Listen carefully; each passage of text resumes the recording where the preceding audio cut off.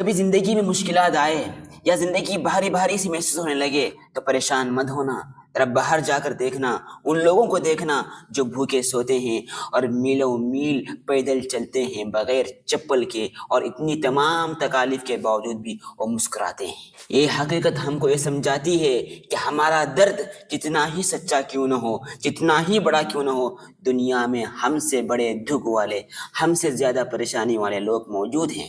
شکر گزاری تب شروع ہوتی ہے جب ہم اپنی سوچ کا زاویہ بدلیں گے۔ چھوٹی چھوٹی آسانیاں، ایک وقت کی روٹی یا معمولی سا سایہ یا کسی کی مسکراہٹ کبھی کبھار ایک بہت بڑی نعمت بن جاتی ہے، اور اس نعمت کی قدر ان لوگوں کو ہے جو دن رات مشکلات میں اپنا وقت کاٹتے ہیں۔ یاد رکھو، مشکلات، دکھ، آزمائشیں ایک کبھی ختم نہیں ہوتے، ان کے ساتھ جینا پڑتا ہے۔ اس لیے ہم کو اسلام کیا سکھاتا ہے؟ نبی کریم صلی اللہ علیہ وسلم نے فرمایا، صحیح مسلم کی حدیث ہے، انظروا الی من اسفل منکم ولا تنظروا الی من هو فوقکم۔ کیا فرمایا؟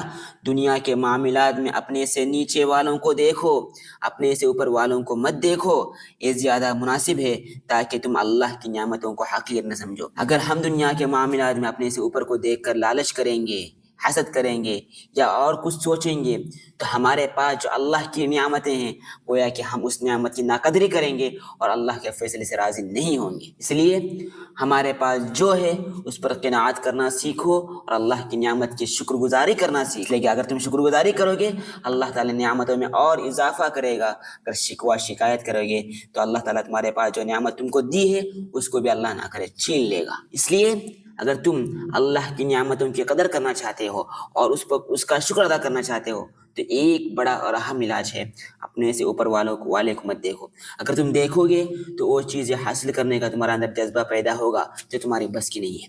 اگر تم اپنے سے نیچے والوں کو دیکھو گے تو تم اللہ نے جو نعمتیں تم کو عطا کی ہے اس پر تم خود بخود شکر ادا کرنے لگو گے۔ اسی لیے ہم کو اسلام کی نعت سکھاتا ہے، جو کچھ ہمارے پاس ہے اسی پر راضی ہونا، بے جا بے ضرورت حرص نہ کرنا۔ اسی لیے اللہ کے نبی نے فرمایا، بخاری اور مسلم کی روایت ہے کہ مالداری کثرت دولت میں نہیں، زیادہ مال میں نہیں، بلکہ اصل مالداری دل کی بے نیازی یعنی قناعت میں ہے۔